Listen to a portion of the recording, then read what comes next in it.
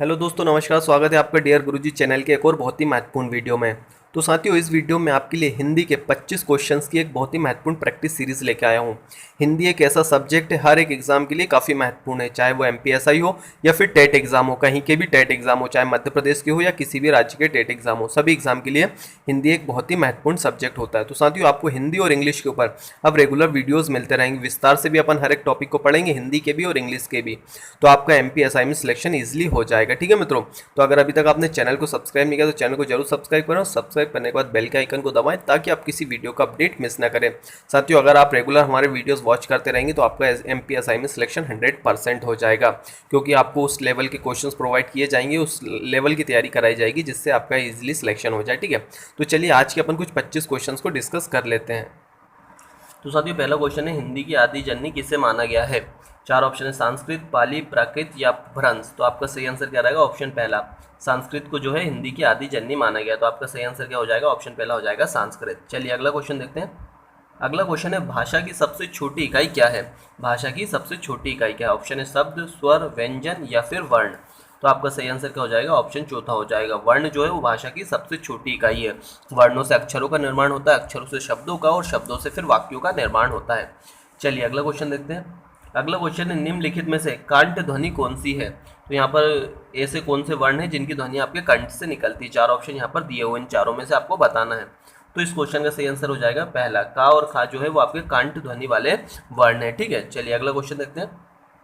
अगला क्वेश्चन है, निम्नलिखित में से अल्प प्राण वर्ण कौन से हैं? तो यहाँ पे चार ऑप्शन दिए, इनमें से आपको बताना है कि अल्प प्राण वर्ण कौन से हैं। यहाँ पे प्राण का मतलब होता है हवा से, कि ऐसे वर्ण जिनके उच्चारण में आपके मुख से कम हवा निकलती है उन्हें अल्प प्राण वर्ण कहा जाता है। तो इन चारों ऑप्शन में से आपको बताना है कि अल्प प्राण वर्ण कौन से हैं। तो आपका सही आंसर क्या हो जाएगा? ऑप्शन दूसरा हो जाएगा, का और गा जो है वो अल्प प्राण वर्ण है। ठीक है, क्योंकि प्रत्येक वर्ग के पहले, तीसरे और पांचवा जो वर्ण होता है वो क्या होता है? अल्प प्राण वर्ण होता है, चाहे वो कोई सा भी वर्ग हो। चलिए अगला क्वेश्चन देखते हैं। अगला क्वेश्चन है, निम्नलिखित में संयुक्त व्यंजन कौन सा है? तो यहाँ पे चार ऑप्शन दिए हैं, इनमें से आपको बताना है संयुक्त व्यंजन कौन सा है। आपको पता होगा हिंदी वर्णमाला में 4 संयुक्त व्यंजन होते हैं, तो इन चारों में इनमें से कौन सा है? तो आपका सही आंसर क्या हो जाएगा? ऑप्शन तीसरा हो जाएगा, ज्ञानी जो है वो एक संयुक्त व्यंजन है। और आपको नीचे कमेंट में बताना है कि बाकी के 3 संयुक्त व्यंजन कौन से हैं। चलिए अगला क्वेश्चन देखते हैं। वर्तनी की दृष्टि से कौन सा शब्द सही है? यहाँ पे 4 शब्द लिखे हुए हैं, ज्योत्सना लिखा हुआ है, तो इसमें आपको बताना है कि वर्तनी के आधार पर कौन सा ज्योत्सना सही है। यहाँ पे तो आपका सही आंसर क्या हो जाएगा? ऑप्शन दूसरा हो जाएगा, ये जो ज्योत्सना लिखा हुआ है ये वर्तनी के आधार पर बिल्कुल सही लिखा हुआ है। तो वर्तनी से संबंधित भी प्रश्न आपसे लगभग 2 से 3 क्वेश्चन आपके एमपीएसआई के एग्जाम में पूछे जाते हैं। तो इस क्वेश्चन का सही आंसर क्या रहेगा? ये रहेगा ऑप्शन दूसरा। चलिए अगला क्वेश्चन देखते हैं। निरोग में प्रयुक्त संधि कौन सी है? तो निरोग शब्द में कौन सी संधि है? चार ऑप्शन है, स्वर संधि, व्यंजन संधि, विसर्ग संधि या इनमें से कोई नहीं। तो आपका सही आंसर क्या हो जाएगा? ऑप्शन तीसरा हो जाएगा, विसर्ग संधि। निरोग में कौन सी संधि है? आपकी विसर्ग संधि। जब आप इसका संधि विच्छेद करेंगे तो निधन रोग हो जाएगा। ठीक है, निरोग निधन रोग हो जाएगा। तो यहाँ पर आपका क्या आ जाएगा? एक विसर्ग आ जाएगा। ठीक है, इस तरह से इसका संधि विच्छेद हो जाएगा, तो ये विसर्ग है, इसलिए कौन सी संधि हो गई? आपकी विसर्ग संधि हो गई। चलिए अगला क्वेश्चन देखते हैं। अगला क्वेश्चन है, उल्लेख का सही संधि विच्छेद क्या है? यहाँ पे उल्लेख शब्द दिया हुआ, तो इसका सही संधि विच्छेद क्या है? इन चारों ऑप्शन में से आपको बताना है।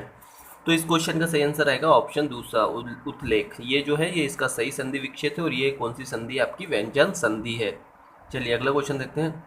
अगला क्वेश्चन है, अत्यधिक शब्द में कौन सी संधि प्रयुक्त की गई है? अत्यधिक शब्द में कौन सी संधि का इस्तेमाल किया गया है?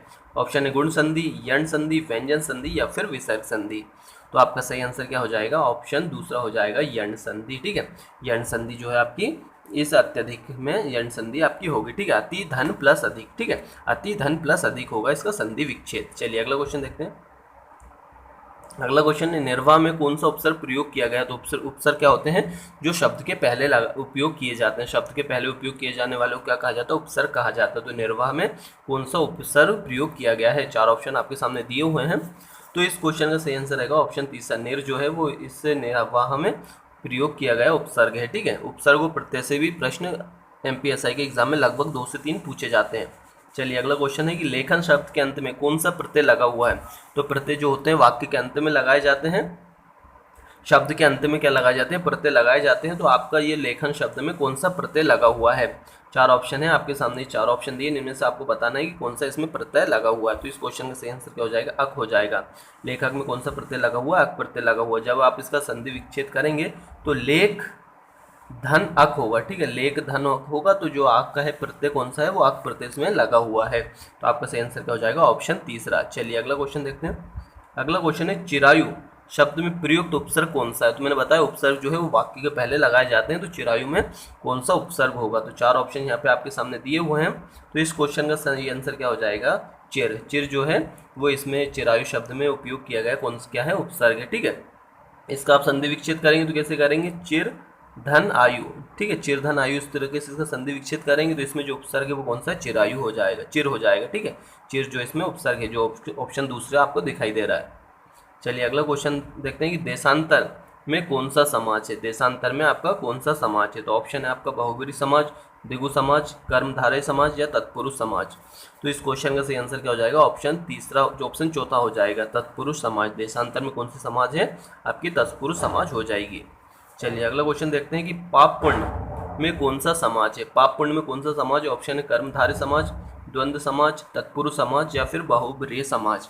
तो इस क्वेश्चन का सही आंसर क्या रहेगा, ऑप्शन दूसरा रहेगा, द्वंद्व समाज। पाप पुण्य में कौन सी समाज है, तो वो आपकी कौन सी होगी, द्वंद्व समाज हो जाएगी। क्योंकि इस समाज की पहचान क्या है कि इसके बीच में योजक चिन्हों का इस्तेमाल किया जाता है, ठीक है, योजक चिन्ह का इस्तेमाल किया जाता है। तो इस क्वेश्चन का सही आंसर क्या हो जाएगा, ऑप्शन दूसरा हो जाएगा, द्वंद्व समाज। चलिए अगला क्वेश्चन है, निम्नलिखित में से रूढ़ शब्द कौन से हैं। यहाँ पे आपको एक ऑप्शन दिया है कि रूढ़ शब्द कौन सा है। ऑप्शन है यहाँ पे वाचनालय, समतल, विद्यालय या फिर पशु।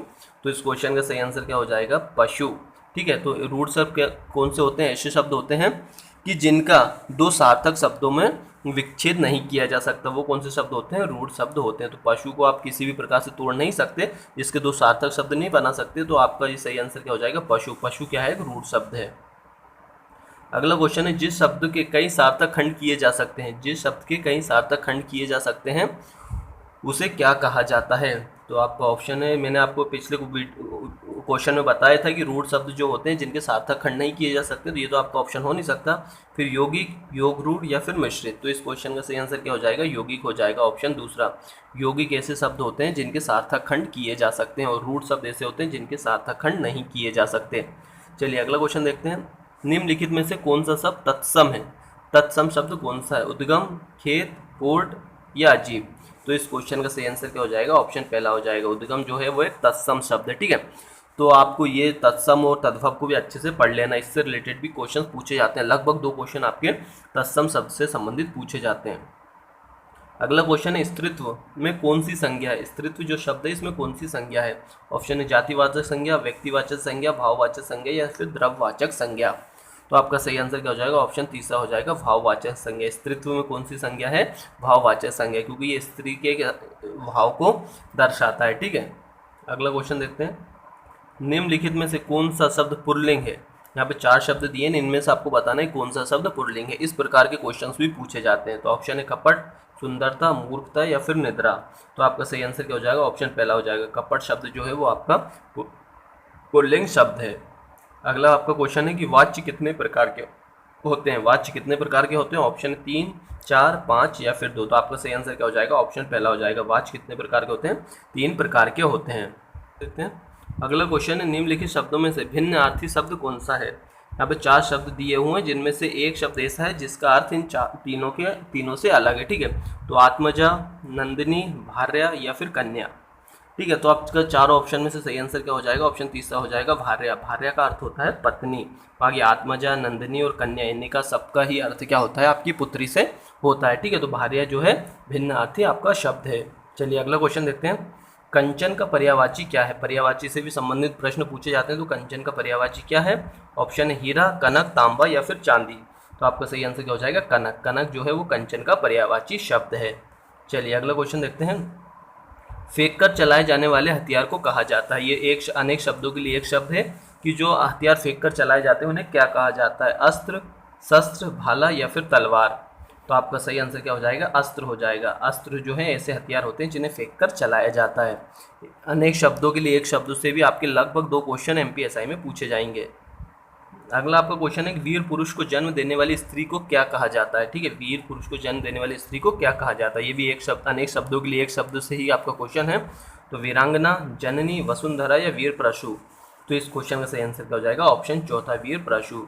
जो वीर पुरुषों को जन्म देती है उन स्त्री को क्या कहा जाता है, वीर प्रशु कहा जाता है। ठीक है, तो दोस्तों ये थे कुछ इंपॉर्टेंट कुछ क्वेश्चंस जिससे आपकी हिंदी की प्रैक्टिस, आप कैसी तैयारी कर रहे हैं, कैसी आपकी तैयारी चल रही है, उसका आप इससे अंदाजा लगा सकते हैं। ठीक है, और आप दोस्तों आपको हर एक टॉपिक पे बिल्कुल विस्तार से अपन हिंदी को डिस्कस करेंगे ताकि आप MPSI में अच्छे से अच्छे मार्क्स स्कोर कर पाएँ, क्योंकि मेन जो टारगेट होता है वो होता है हिंदी और इंग्लिश, जिसमें अगर आप अच्छे स्कोर करेंगे तो आप SI को क्रैक कर पाएंगे। हिंदी और इंग्लिश दो ऐसे पोर्शन हैं जिनमें आपको अच्छे से मेहनत करनी पड़ेगी। जिनका ये पोर्शन स्ट्रॉन्ग रहेगा वो इस SI में सिलेक्शन पा लेंगे। बाकी जो दूसरा पोर्शन होता है 100 नंबर का, उसमें तो लगभग सभी अच्छा स्कोर कर लेते हैं। ठीक है, तो वीडियो आपको रेगुलर मिलते रहेंगे हिंदी और इंग्लिश के ऊपर जिस टाइप के क्वेश्चन MPSI में पूछे जाते हैं। तो चैनल को जरूर सब्सक्राइब करें और वीडियो को लाइक जरूर करें। मिलते हैं अगले वीडियो में, जब तक जय हिंद, जय भारत, वंदे मातरम।